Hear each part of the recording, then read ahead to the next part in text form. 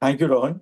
Uh, at the outset, I would like to thank Khaki Lab for giving this opportunity to me to talk to heritage lover, which I also claim to be one. I would like to make my talk little more interesting. Like Rohan had said, that history is not generally what children like, and even grown-ups not worry. But my life experience has been I've never been a history student, but I'm always I loved history, and after 60 years of looking at reading the history, it has culminated into this book and the earlier book which I wrote about my family. I was told that, generally the podcasts have got some kind of a presentation, which is basically to keep the attention focus of the people who hear. But I felt that, history and culture and heritage is something which is free flowing. And it is no point, capturing people with the what you want to tell them, rather than you say something to them from your heart.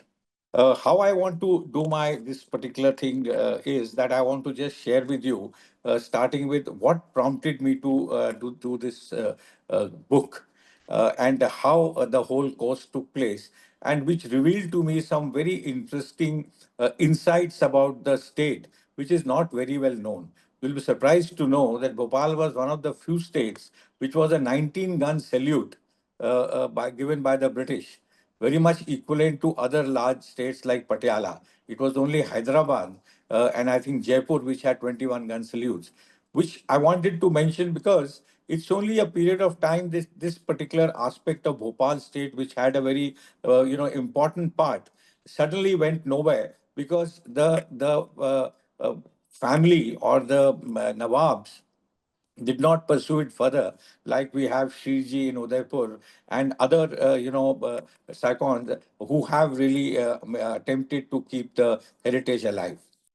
This book was basically something which was always on back of my mind because I spent my growing up in Bhopal, and maybe somewhere I felt that this is the only way I can give back to the place I have grown up, and also keep the people or the next generation, I would say, aware of the heritage and culture from where they belong. Maybe with age you certainly realize that your roots are much stronger, and your flying around the world has really not given you something which would have made you very much embedded to your root.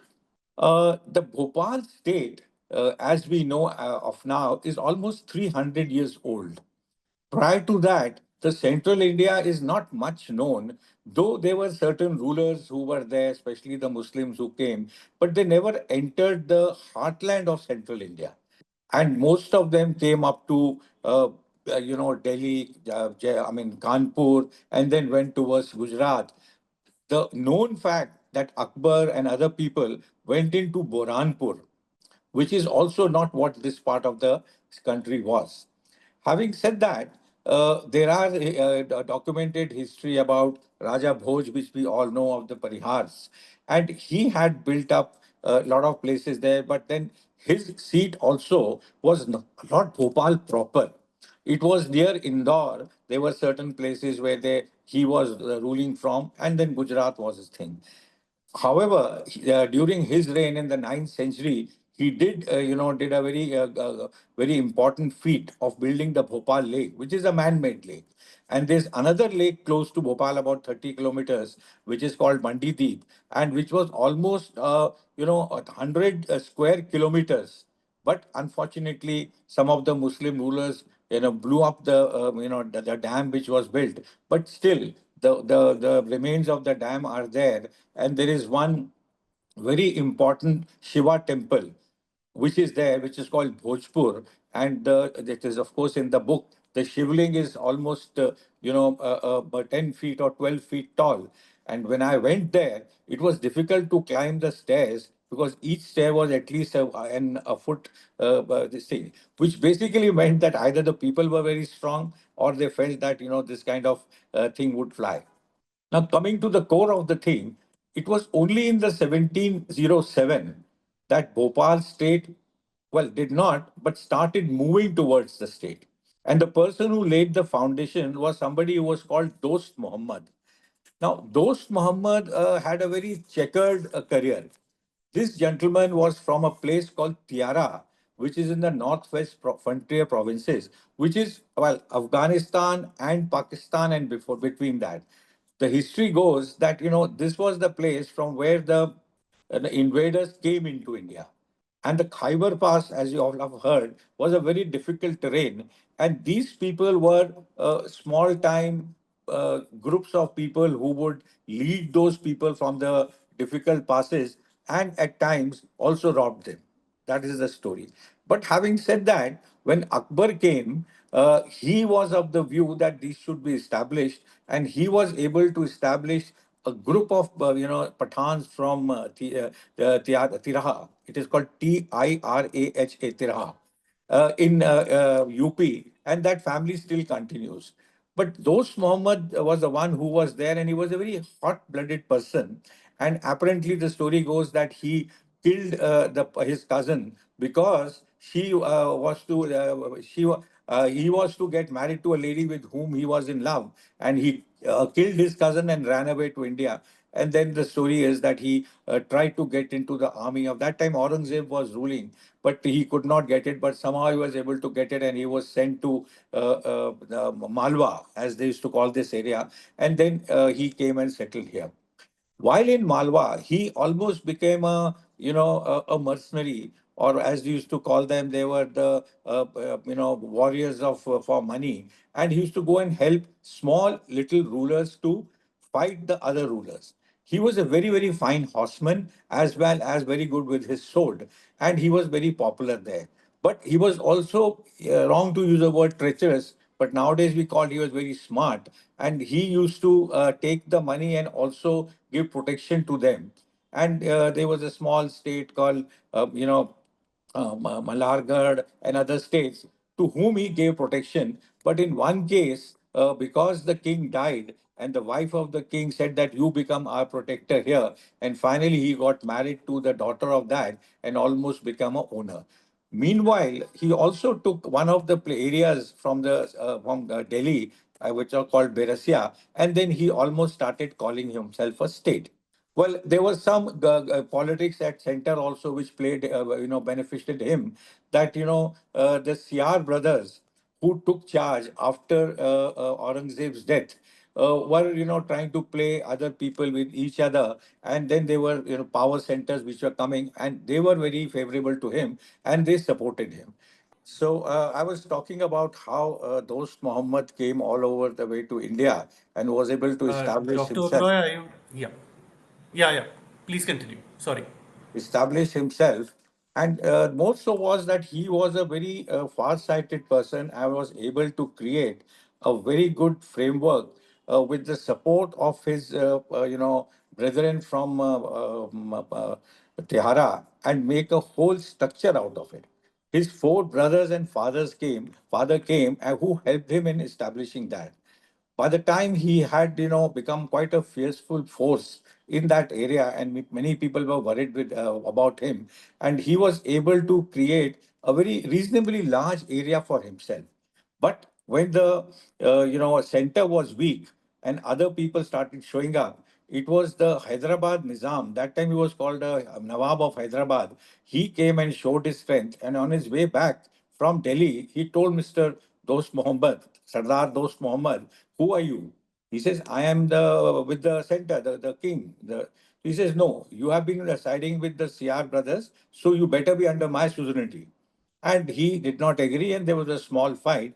And the result of that was that he told him that you continue here to Dost Muhammad, but took his eldest son, who was from that Hindu wife and whose name was Yar Muhammad, with him to Hyderabad as a hostage. And then he was just there only. But the change happened when he died, and his son, Yar Muhammad, came to know that his father has died. And the Hyderabad Nizam called him and he said, sir, my father is no more. You are like my father. He was very impressed with him. So he sent back Yar Muhammad to be the Nawab with 5,000 horses and the emblem for that. That is where Bhopal actually came into existence. Yar Muhammad was a good soldier as well as a good statesman, and he was able to create the Bhopal state there. But having said that, by the time Yar Muhammad was trying to find his feet, the Marathas became very strong. So it was very interesting for those Muhammad to establish this. And then it was Yar Muhammad who ensured that the total framework of Bhopal state was there. But it is very surprising. People don't even know for 40 years the Marathas were ruling Bhopal. When Bajirao II came to Delhi and won the battle, second battle of Panipat, on the way back he stopped at Bhopal and said, "What are you doing?" So then they said, "No, no, we will just stay here in the fort. You please put your contingent." But as soon as the third battle of Panipat was fought and the Marathas were became weak, immediately the Nawab team again started showing their colors, but they were keeping themselves limited to Bhopal and few other districts around it. But by that time, they had almost put in about 60, 70 years of rule, and there was some semblance of administration there.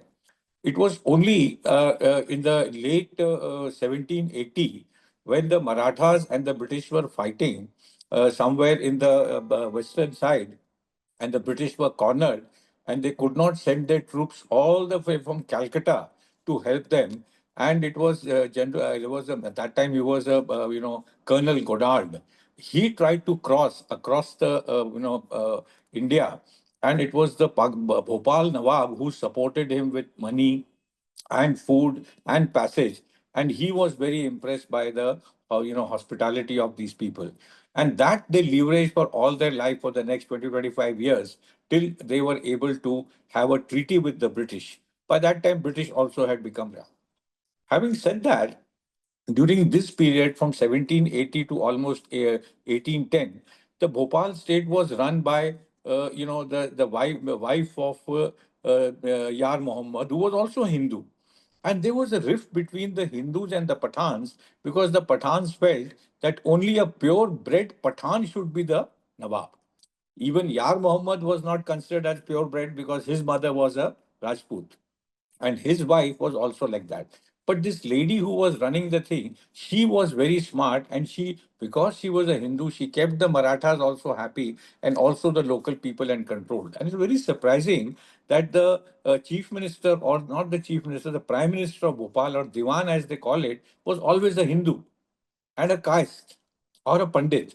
So there was a balance being maintained there. It was only in when the whole thing was so weak, the those Muhammad's one brother's son who had rebelled and run away to Hyderabad, he came back, and he was the one person who was very, very aggressive and strong, and his name was Wazir Muhammad. And he re-established Bhopal, and that is how Bhopal actually got its position. And in order to align the Pathans and the other lineage, he got his son married to Ghaus Muhammad's daughter. She was Khurdesia Begum. Now, at that time, the British had become strong enough, and they had, taken control of Delhi and other places, even, other areas. So they were calling the shots here. Though Marathas were strong, but in pockets. And Bhopal had no way to survive with Scindias in north, Holkars in the west, and Bhonsles in Nagpur. But somehow they were able to, create that kind of a balance between all. And what they were using very actively was the Maratha Brigade and the Pindaris. If you recollect, in central India, Pindaris were a menace, and the British wanted to finish them off. And now they could not do it because they were all, people who were in the forest area, and they would dress like pandits and other things and then rob the people. But when they got the Governor General by that time got the orders to clear the Pindaris, he moved to Bhopal and said, "Can you help me do that?" But they didn't want to do it because they were using the Pindaris to fight against Holkars and to fight against Indias. But at one point in time, when the pressure was so much on them, this gentleman, Mr. Wazir Khan, Wazir Muhammad, who was never named as a Nawab, but he was calling the shots, though his uncle, Ghaus Muhammad, was titular Nawab, but had moved to Raisen, which was about 40 kilometers away Bhopal, and had a fort. So that is the time when the British started showing some good, things towards them, and they always used to flog around that we helped, Colonel Goddard, and this happened. But British were aware of it, but didn't give that. It took 4 years for them to finally agree to sign a treaty with them, and that was the game changer. It was only in 1818 the Treaty of Raisen was signed, under which the British were to be ceded lot of pay. During this time, there were a lot of things happening that, the Sindhyas came, and actually the Sindhyas claimed that they were taking Lagan from Bhopal, so that is part of them. But the British overruled and said, no, you are not going to take it. We want this to be an independent state, like a buffer state between the three strong Maratha rulers. That in 1918, but by that time in 1917, Wazir Khan died, and his son, who was a very astute person, 28 years old, and he was married to Kurdesia Begum, who was the Ghaus Muhammad's daughter, and got the credibility of being a Pathan. He signed the treaty, and after that, Bhopal was totally a protectorate of British, and that is when the some kind of stability come. Kudresia Begum was very good and a good administrator, but unfortunately, her son-in-law, he was only 3 years married, and he had only 8 months old daughter. And unfortunately, when he was visiting Islam Nagar, which was earlier Jagdishpur, and those Muhammad had surreptitiously killed the local king there and took it over and called it Islam Nagar, a gunshot killed him. Now, there are stories about it, and there are views and no views that they were internal if we did it. But this 28 years old gentleman, or the Nawab, died there when he was playing with his little daughter. Now, this is where the turning point was, where Bhopal became more stable because of the protectorate of the British. And then the Begums came. So it is, written in the history that Quresia Begum, who was a devout Muslim, when the people, all the people sat together and they had shura, whatever they used to call it from the Afghan thing, that who should be the next king, she took off her veil and came and said that my daughter is the successor to her father. And of course, she had the British support. And because she became the Nawab that time, and Kurdesia Begum was made the person who was to take care of it. And that is how the whole thing started as the Begums of Bhopal. She was a very smart lady, and she ensured that Bhopal, moved from strength to strength in her, oversight for the last about it lasted about 40, 50 years. And then her successor obviously was the daughter, who was only 8 months old that time, and subsequently she became the queen.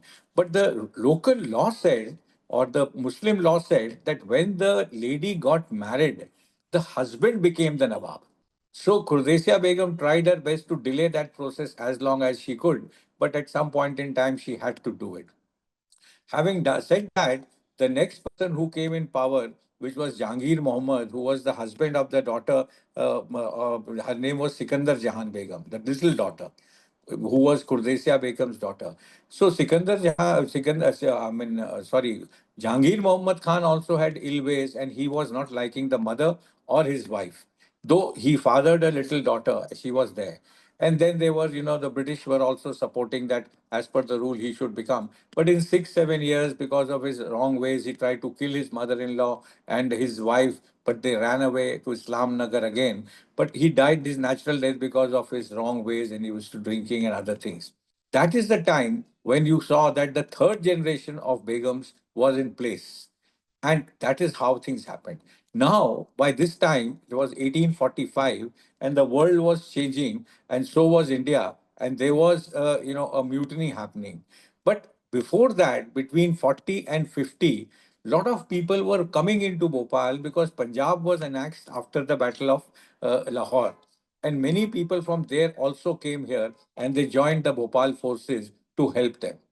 The turning point came that in 1857, when the mutiny happened, or what they call as the first war and independence happened, and there were a lot of places around. For example, in Indore, the residency of Indore was burnt, and the British people who were there, the English people and the families, had to run from there, and they came towards Bhopal, and she gave them the refuge, kept them safely.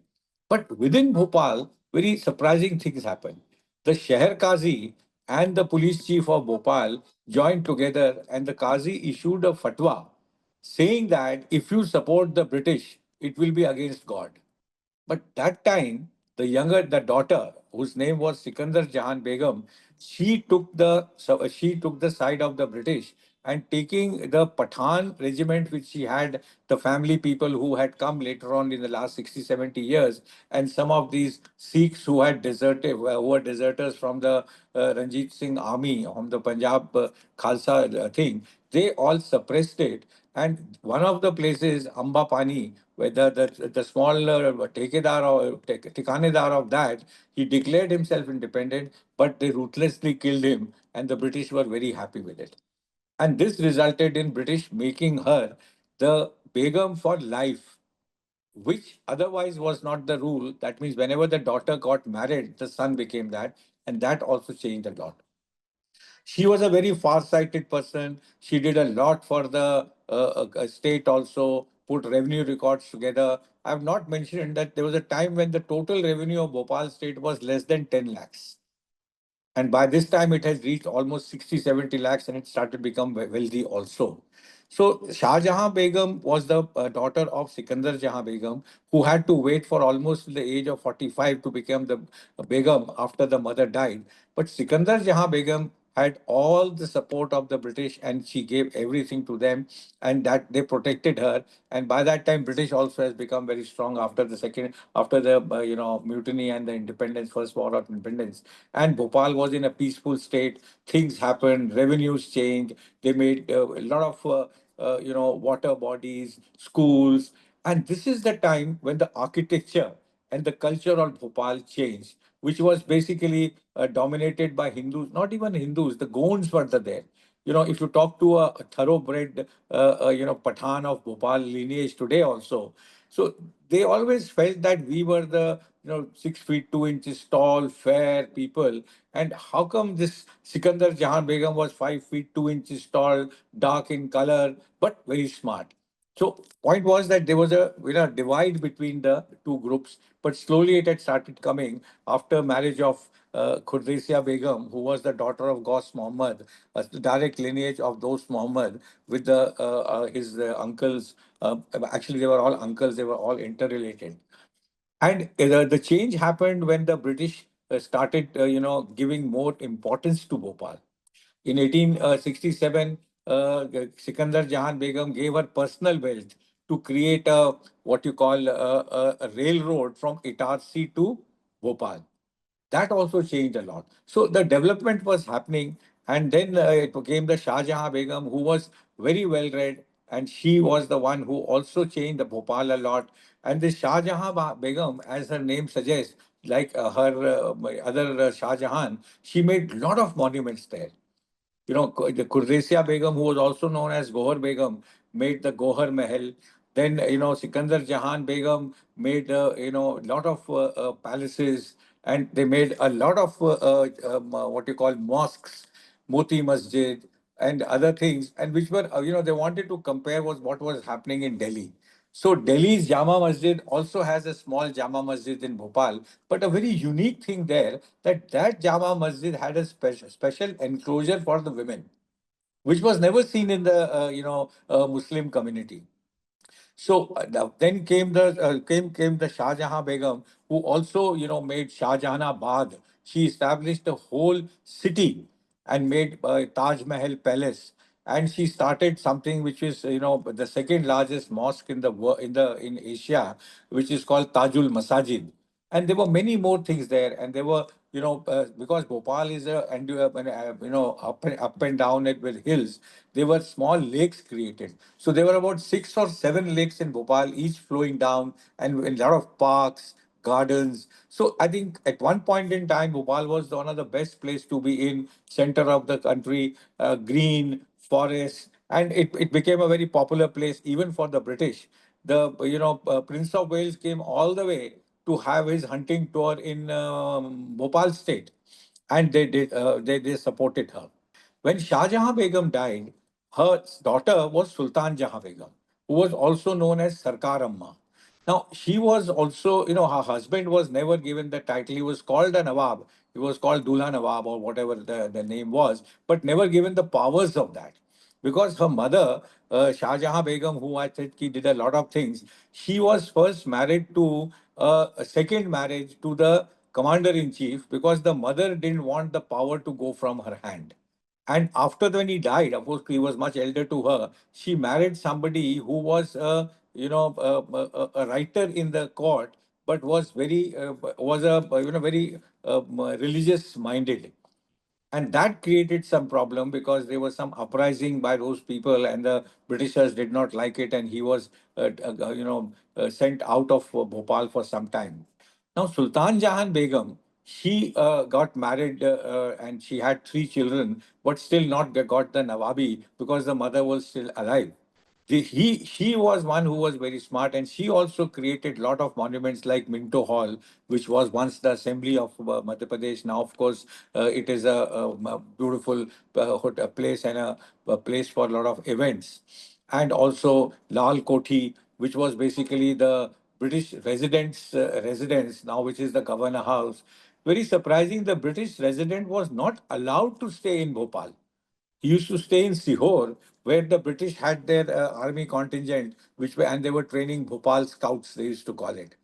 But whenever he visited Bhopal, he stayed in Lal Koti, which was opposite to Minto Hall, which was supposed to be the place for entertaining people, named after Lord Minto, who was there earlier.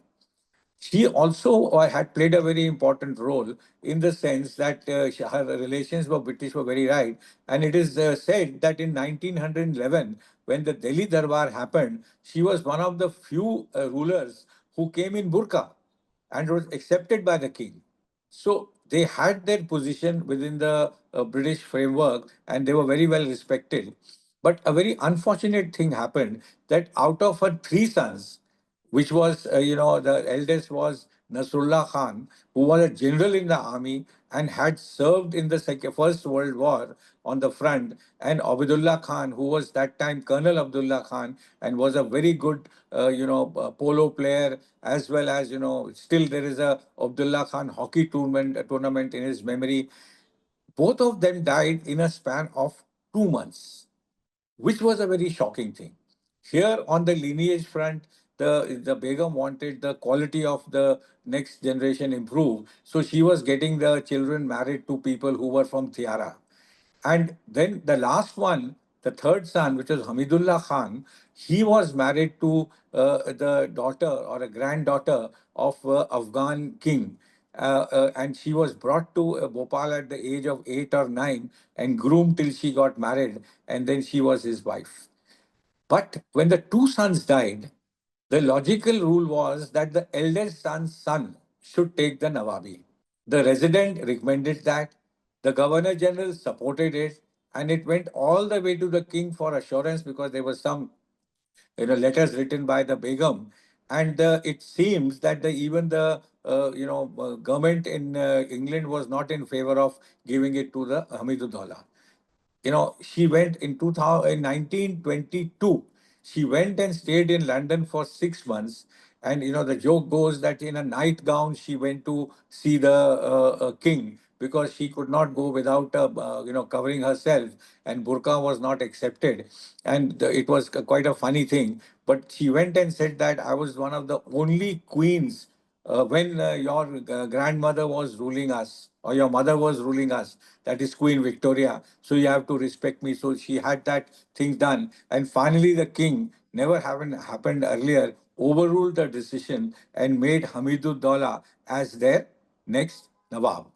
She came back to India, and within a month of her coming here, she abdicated herself, and then she gave the powers to the Nawab. Now, Nawab Hamidullah became the Nawab in 1926 and was Nawab till 1947, actually 49, 1st November 1949, when he signed the deed of accession to Government of India. No, Hamidullah was a very sharp person. And I did not mention that this lady also gave a lot of money to the Muslim University in Aligarh and was the first chancellor of the Muslim University. She was one of the first Begums who visited, both did Umrah and went to this thing at do her Hajj. and she created a lot of even today there is a Hajj house in Middle East or whatever the in Saudi. Then what happened when Nawab Hamidullah came? He was educated in not overseas, but he was educated in Allahabad University and other Aligarh Muslim University. He became very active among the rulers. For 3 terms, he was the chairman of the Council of Princes. And he played a very important role. He also attended the second roundtable conference on behalf of the princesses, where Gandhiji also had gone. But he played a very active role in garnering the support of all the princesses, especially the Nawabs. And for he had very close relationship with Qaeda Azam, Jinnah. And there are stories which says that he was wanting to join go to Pakistan, and Qaeda Azam offered him vice presidentship to come because that will give a signal all over. But these are all conjunctures, and they not conjuncture, they are recorded, but somehow not spoken about it because there was none left. So this, as luck would have it, he also had 3 daughters, which made his mother very happy that after the Hamidullah, the lineage will again go to the girls. And the eldest daughter, who was her name was uh, forgetting Saida, not Saida. Anyhow, she the eldest daughter. She was announced as the heir apparent, and she was also made the chief secretary, which means that she had to learn the running the government, and which she did. Now, what exactly happened was that she was trained with her husband, but she mothered a son, and that son was no other than Shahryar Khan. Her name was Abida Sultan. And Shahryar Khan later on became the Foreign Secretary of Pakistan and also chairman of Pakistan Cricket Board. But in 1947, for some reason, the Nawab decided to get married again at that ripe age when he had a daughter who had fathered a son, and when she married, then she got little jittery that if the new mother bore a son, then her right to become the Begum will go. So she was also in 2 minds, and finally she, under the garb of getting her medical treatment, went to London and then started connecting with Pakistan and did not come back. There's still a case going on where few crores of Indian, Bhopal money was given to the Pakistan High Commissioner, and there's a case going on still. But because of that, finally she was given the citizenship of Pakistan, and she rehabilitated herself.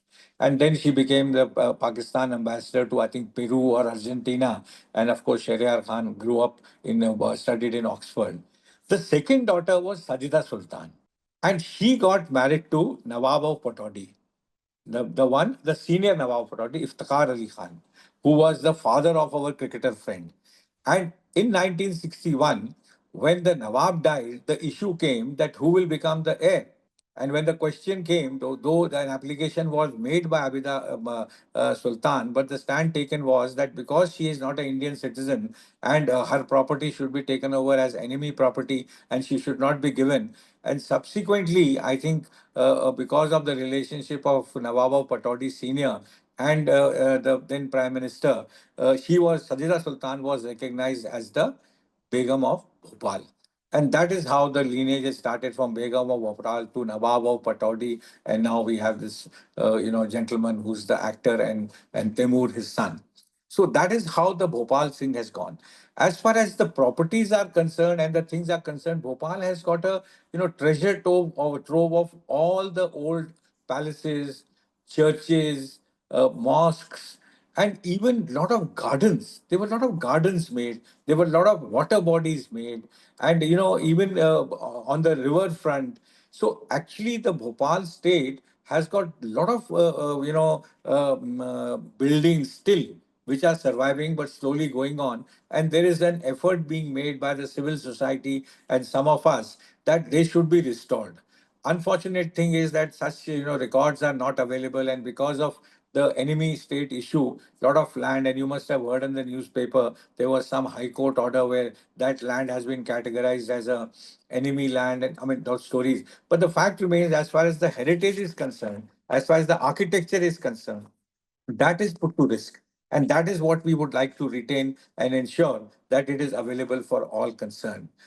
All these things, if you see, that Bhopal has never got the kind of recognition it should get, whether it's in the culture, whether it is in the monuments, whether it is the heritage, whether it is the culinary things. I mean, all of us have know Hyderabadi biryani, Lucknowi, galoti kebab, but there are a lot of good things about Bhopal which have got a huge Pashto influence which has been created there.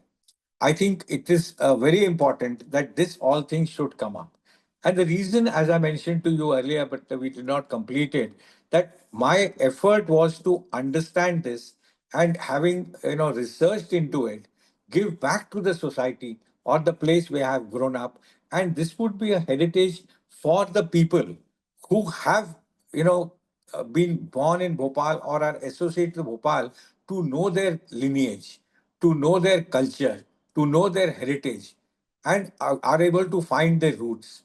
And it has been unfortunate that because of this transition or whatever it is during the post-partition period, there was not a single book available which could give comprehensively the rulers. It could be a lot of reasons that the rulers were not wanting to do that, or there was a change in the whole thing where Bhopal in 1956, when it was made the capital, had almost 60% Muslim population, which is now reduced to 20. I mean, there's so many factors. But heritage is common, culture is common. So that is the only way one could, try to revive the information and knowledge which I've got. And when I was writing it, I said the best way is to put some anecdotes which make interesting reading for the people. And more than so, with the focus being so small for many of us now, put some pictures, put some, anecdotes around it, so that people can to a place, they can say, oh, this is Kamlapati ka Mahal. So who was Rani Kamlapati? How did those Muhammad, dupe her? How he did take it over there? So I think though that is the attempt which has been made in this book, where you get your dose of the history, you get your, update on your culture and the heritage, and also know about the place where you belong, and that too depicting with the certain monuments which are brick and mortar and stay longer than human beings. So I think I have, in brief, in the interest of time, try to cover up everything. But there are lot many things I've spoken about, and while I was doing the research, I also tried to find out that what are the themes which are coming up. So one theme which was very clear about the woman power, but that woman power was not those four begums. Even prior to that, those Rajput ladies, they also yielded lot of power. And subsequently, the after Hamidullah, who was the only male in the last 150 years, again it was the begums who took control of that. The second theme which came out was about the British influence of British protectorate, starting from Brigade Colonel Goddard's relationship, coming to the killing of, or suppressing the Pindaris and rehabilitating them and buying the British favors, coming to 1857, where you suppressed the mutiny and got again the British thing, and then using the, or giving favors or currying favors to British royalty when they came, and even Queen Victoria had written personal letters to Begum of Bhopal, because she was the only lady ruler in her own domain. And the third one, which I have briefly mentioned, is pertaining to the Pathan dominance. Bhopal is the only state now, but a country at that time they used to say, which had a Pathan ruler other than Afghanistan. And Afghanistan also did not have a Pathan ruler. The ruler of Afghanistan was not from the northwest provinces, what they call as Pathan. They were more from the Kabul area and from the northern part. So they took pride in it. The other small state was Pataudi, which also had their history in the similar way, that it was in 1857 when he aligned with the British to suppress the mutiny there. Prior to that, he was just a Sippe Selar of Sindhias. So these two states, which were Pathan states, and naturally come together, and then they had the marriage alliances, and that is how the Bhopal state came into existence, had its journey, had the Begums, and even that reminds me that after the partition, Bhopal was the last state to sign the accession. And by that time, Mr. Patel was quite livid, and he did what he had to do in places like Kashmir, and also in Hyderabad we know what had happened. So in Bhopal the local people had started uprising, and because it was totally landlocked and not in touch with any of the boundaries here, he could not do much. And it was no other than our ex Prime Minister, Mr. Sharma, Shankar Dayal Sharma, who had led that uprising. And resultantly, when the Bhopal state was formed and the first chief minister was to be made, it was Shankar Dayal Sharma who became the first chief minister in 1950, after the deed of accession was signed by them. And then, of course, Bhopal has moved in a different direction since then, because when the states were reorganized, and this was Bhopal state was merged into Madhya Bharat, and Madhya Pradesh was created. That changed the whole thing, and we are in Bhopal, what it is now. But that doesn't mean that we should forget and not respect the legacy and the culture and the heritage and the buildings which were there, because they all belong to us. I think on that note, I think I will conclude my saying and open the thing for questions. If anyone has any questions or anyone has any queries or add something to it, because history is something which, one can't know everything. Many people know things which one does not know. Thank you so much, Dr. Uberoi. While the questions come in, people, please, from everything that Sir has shared, please put up your questions in the chat box. In the meantime, while people send in their questions, of everything that you have narrated today, of all this diversity of history and incidences, what is your personal favorite aspect of Bhopal's history? What's the one that really draws you to it? Personally, I think the one of the Begum was a very, very strong lady, and she changed the direction of the state in this situation. Because, if the British had not signed the treaty, they were already under the influence of the Marathas, and they would not have existed. It was only a small thing, but it was the 1857 when, for some reason, this lady who was very powerful, and she was not fighting only the uprising, she was fighting people internally also. Her own clan was against her because they never wanted her. That date when she in 1818, when she took off her veil and went in the group of people who were all the Thikanedars, and said, I am going to be looking after the interest of Bhopal, and I will take care that my daughter, who is only 8 months old, will be the ruler of this. And whatever she did, there are not many good things she had done. About, can you believe that it was in 1870 when the first girls' school was opened in Bhopal? The piped water was available in 1890. In 1886, money was given for railway. I know of instances in Madhya Pradesh, one of the kings, a very powerful king, maybe I should name also the king of Riva. He paid the British not to allow the railway line to go across Riva. Because if the railway line comes, then the awareness comes and people become, mobility comes, and he will not be able to rule them. But she went on her own and said, I'll give money for making the rules.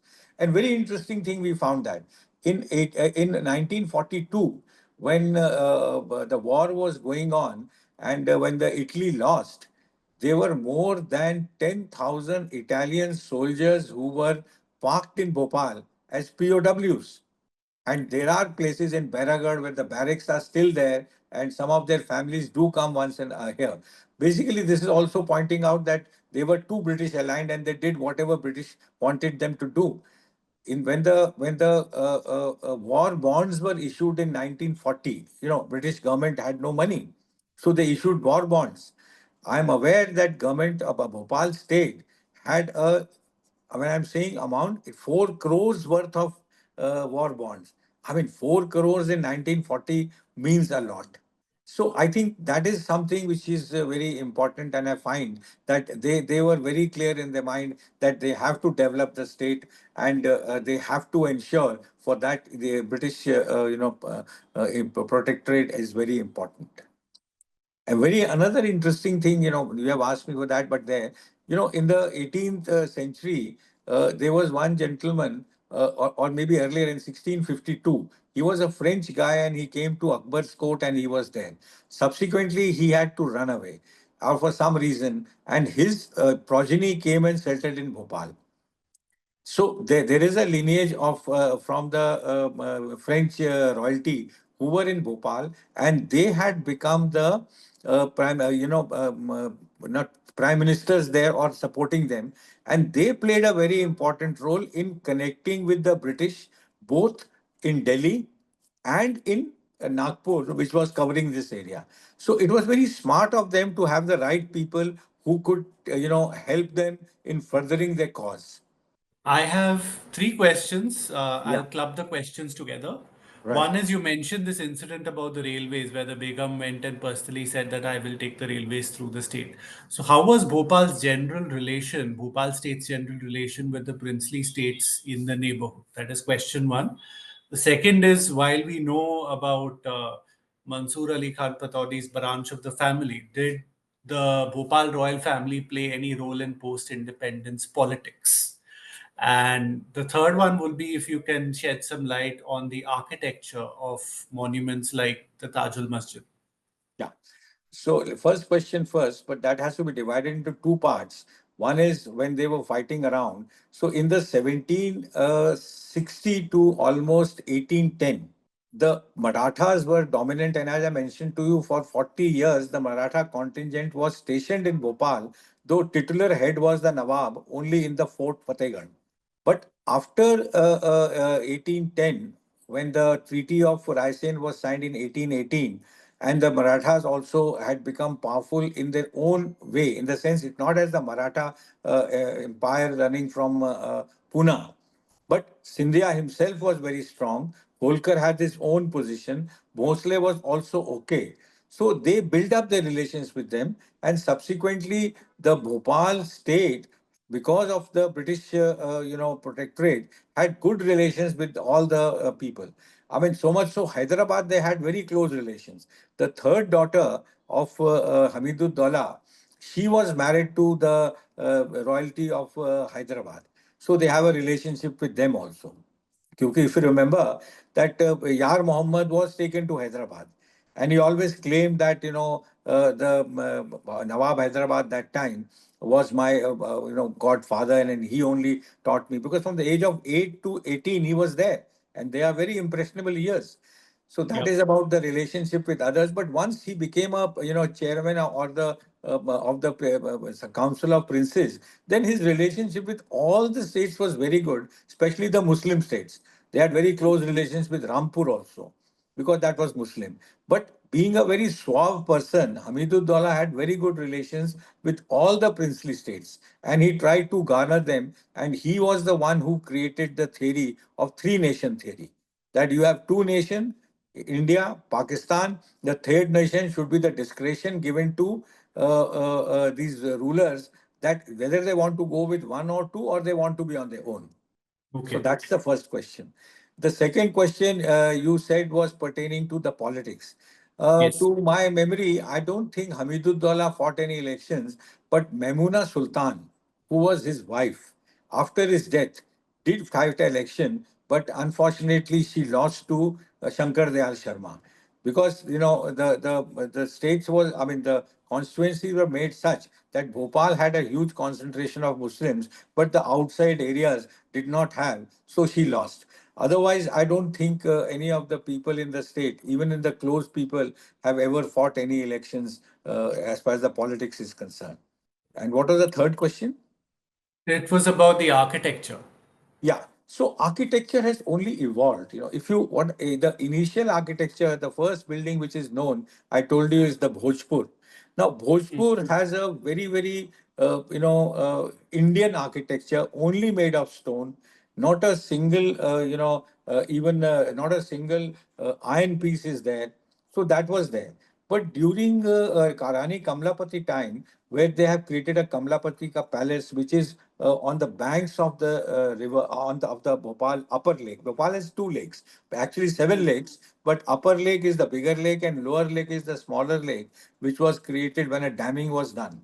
So that is more of a Gond architecture with some Muslim influence and some Rajasthani influence. So that is about, talking of 1710-12. Subsequently, what was made, for example, in Islampur, there is a Baradari. There are gardens like the Mughal gardens, and there are, hammams. So that was more influenced by the Mughal influence because by that time Mughals were dominating in India. The Tajul Masajid, which is the second biggest masjid in Asia, which can accommodate almost about 70,000 people, that is purely built on the Iranian thing with domes, minarets, and red stone, very close to what you see the Jama Masjid in Delhi. Then, subsequently, as I said you, there are some places where there's a huge French influence also because of that gentleman I mentioned to you who was there. Later on, it is not a very well known fact. The one of the most respected planners of the of the of states of India was somebody who was known as Mirza Ismail Khan. Some of you may be remembering his name. He's the one who has made the roads in Jaipur and also in Bangalore. Now, Mirza Ismail Khan was requested to come and plan for Bhopal, and there were two roads which were made by Mirza Ismail Khan, and those roads have got things like, Hamidiya Hospital, the General Post Office, the High Court of Bhopal that time. There are lot many what you call libraries there. And between this Mirza Ismail Khan, which was in 30s and all, before that, because of the British rule, you had hospitals which were called Lady Lansdowne Hospital. Now, these hospitals were not what we see today. These hospitals were more on the central government architecture. So you will find that in central India, the architecture for the local, environment and all is basically made one floor with tile roof with verandas all around. Now, if some of you have gone to Central India, many of the circuit houses are like that. Even that Lal Koti and the Chief Minister's house are all that. So that had a huge influence. Even so much so that mentioned to you briefly about Jahangir Mohammed. Now, he had also made Jahangir Koti on the banks of the lower lake, which was also made in the same kind with a very high roof and windows above, so it remains cool. So that is the second very typical architecture of Central India, which is there. Then also there were a lot of palaces made because they kept on moving the palaces. The last palace is, Ahmedabad Palace and Nurul Sabha Palace, which was made for Abida Hussain Sultan. Now they have got even French, new French and British architecture like pillars and all those things. So by and large, is a confluence of actually that when you ask me that, in the 40s, when Hamidullah was making this capital and making houses and other things, the houses he made for his people. People, I'm saying the chief justice, chief secretary, head of the army, they were all in Art Deco. Oh. Because in 30s and 40s, Art Deco was very popular in the US and even in the European cities. So there are few old houses which have got Art Deco in it because he had those people. So it's a confluence, but it's not that we have got some places. For example, there is something which is called Khirni Wala Maidan. Khirni is a fruit, small fruit, and there was a Khirni tree. Around that, there are about 8 palaces. You have Hamid Manzil, you have, many other Manzils are there, Moti Masjid, Moti Manzil. So they were the royalty people because they had so many sons and people. So everyone was made a house and given that, which was close to where they were staying. So all those things really matter a lot. And, it evolved over a period of time. But I can't say that it has a dominance of one particular thing. For example, Sadar Manzil was the place where was the where the all the formal part presentations happened, and on the lower side was the state, and on the first floor the begums used to stay. So that's how the Ahmedabad Palace also has got a British flavor, or the English flavor. I won't say British. So it kept adapting with the times. Right. Uh, yeah. And this is the last question now in the interest of time. From architectural influences, I'm coming to culinary influences. Can you shed some light on how Well, the that's my mushroom favorite topic. influence made itself so? See, Bhopal had a very peculiar situation where it's a confluence of the Gond food, the local Hmm. people, Hmm. these Pathans who came. So if I will stick more to the local people, the Malwa area, they had vegetarian focus. And for example, all of us know of dal bati. Now, Bhopal doesn't have dal bati, it has dal bafla. Bafla is made separately, but that was a very important thing there, which is a local thing. Then, as it happens in UP influence, that there was a lot of focus on, pakka khana. Now, what is pakka khana? Anything which is deep fried is pakka khana. Anything which is boiled or put on the is kacha khana. So puri, kachori, that is a very local kind of a thing. Jalebi, Holkar influence, that poha jalebi is a standard breakfast for all the people in that area. Now, as far as Muslims are concerned, they had their own, things. For example, one of the favorite dishes which many of these people have because they had the lake around, they have the fish. So the fish is prepared in a different manner. Even the Bhopal, they don't make biryani. They make pulao. Mhm. It is called mutton pulao. It says biryani नहीं हम सिर्फ पुलाव खाते हैं. And how pulao is made? That it is made with the rice.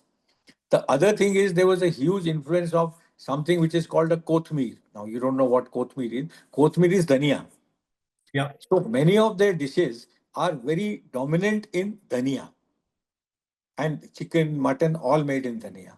Then there's a story goes that in the 18 when the war there was a war, and Bhopal was sieged for a year because it was the Maratha things there, and they could not get even wheat to eat, and people used to smuggle from the lake, because the lake is on the Fatehgarh fort is on the lake, and then the city is engulfed in that Fatehgarh fort. So they used to get, but they had nothing to eat. They would only get wheat or rice. So whatever old, rotis they used to make it into a sabzi, and they do it. So that has also become a culinary thing now, but in a separate manner. Then they have very nice kebabs there. This is all because of the Muslim influence and lot of forests around. There is Hmm. something which we are not supposed to talk now, but when I younger years I have had it, which was called, meat of chinkara. Many people have not seen the thing. Chinkara is a 3 feet tall venison, and that chinkara food meat is much better than even mutton. Then there's another interesting, not available now, something which is called a kadaknath. Now, what is kadaknath? Kadaknath is not a broiler. It is a animal of a hen which is in the open, in the sense in the forest, and you catch it and make the it's very surprising, you can't even believe it. The meat of kadaknath is black, and it's muscular because he's living in the open and has to survive, unlike a boiler who's put somewhere and then he comes on the table. So they had a Muslim influence and local, varieties which may come up. And culinarily, all these things have never come up. Now people are trying to, propagate Bhopali. There's a hotel there which is by the one of the Nawab families called Januma. They try to serve some of these dishes, and people are trying to, ask for it. Thank you so much. That was extremely interesting. As a vegetarian, I can't sample a lot of it, but it was certainly interesting to hear of it. Before we end the session, we have Bharat Gotoskar with us. Bharat is the founder of Khaki, currently also passionately leads it. I'd like Bharat to say a few words before we end the session. Okay, lovely talk, Dr. Rajiv. I really enjoyed it. And Bhopal is one of my favorite cities. So when Khaki decides to do outbound tours within India, I'm sure Bhopal will be one of the first places. And your guidance will be required for putting together a good tour there. No, But I still have a house there, so you can oh, be my lovely. guest. Lovely, lovely, lovely, lovely. But we would love to see Bhopal through your eyes on ground. Yeah, Certainly, it certainly. would be lovely, sir, to do that. No And problem. to all the audience, I would like to apologize for the problem that came up. The session got hacked in between, but all of you have been really lovely, and you stayed, came back. Twice we tried it, and but we were successful to complete this. So I'm really grateful to everybody who participated today, and especially to Dr. Rajiv for doing such a lovely presentation to all of us. Thank you. Thank you very much. Thank you for giving this opportunity.